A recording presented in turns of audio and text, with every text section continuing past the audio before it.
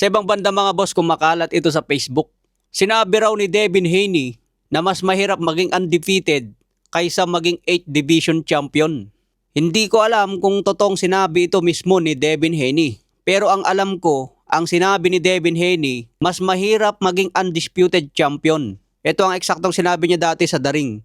I think becoming the undisputed champion, it would be hard to outrank because it was crazy.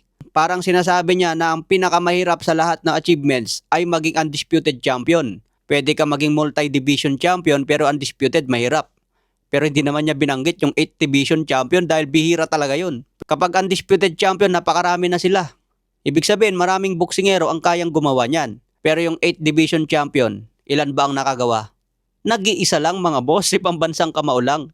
Kaya mas mahirap abutin yung 8th Division. Pero yung kumakalat na sinabi ni Devin Haney na mas mahirap maging undefeated kaysa maging 8th Division, parang wala akong narinig na ganong interview eh. Pero kung may narinig kayo na galing mismo kay Devin Haney, pwede nyo akong itag mga boss.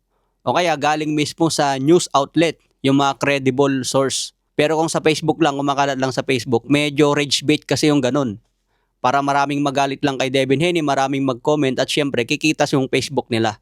Kung merong sinabi si Devin Haney na ganun, putik na, kabulastugan na yun. Kasi knockout nga siya kay Ryan Garcia eh. Kaya babalik din sa kanya yan kung sinabi niya mismo yun. Sa ibang banda naman, umapela na po ang kampo ni Grokov matapos silang gulpihin sa Turkey. Dinala daw sila agad sa ospital dahil kailangan i-scan ang ulo yung trainer na sumugod.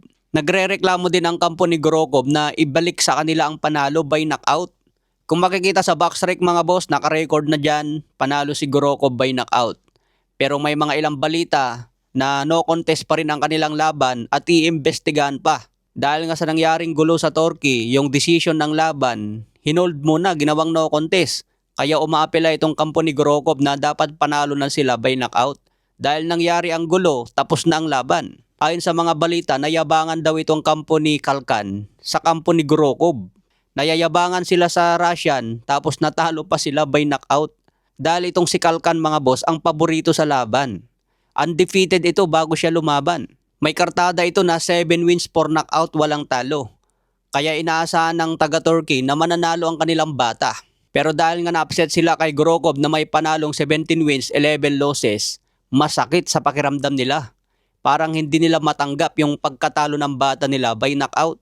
Tapos nakita daw nila na itong kampo ni Grokov ay parang nangaasar.